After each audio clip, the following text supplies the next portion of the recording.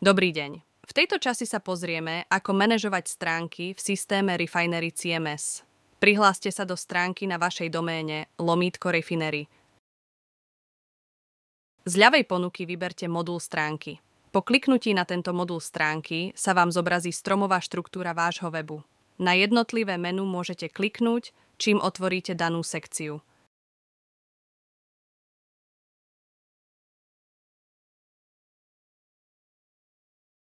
Jednotlivé stránky sa dajú mazať, upravovať, prípadne pridať k ním novú podstránku.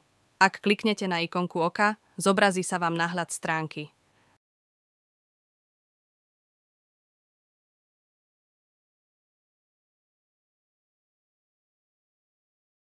Ak klikneme napríklad Upraviť históriu, v textovom editore sa vám zobrazí aktuálny obsah stránky. My sa pozrieme, ako vytvoriť novú stránku. Povedzme, že chceme pridať zoznam učiteľov na aktuálny školský rok. My už jedno menu učitelia máme, pridáme si však nové.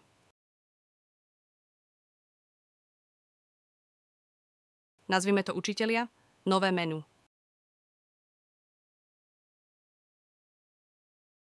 Tu môžeme napísať nejaký obsah. Ak chceme, môžeme si aktivovať rozšírené nastavenia.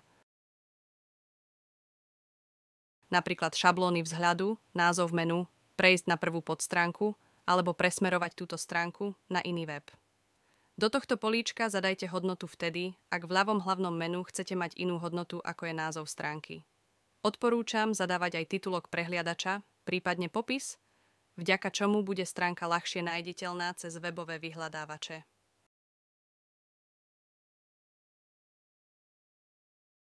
Stránku dáme uložiť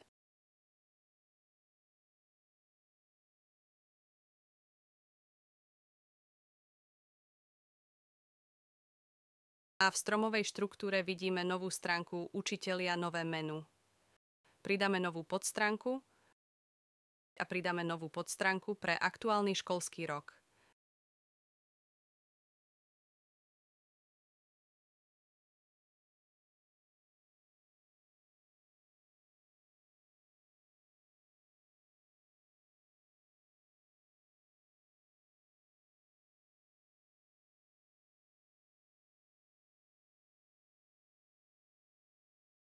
Vidíme aktuálnu stromovú štruktúru.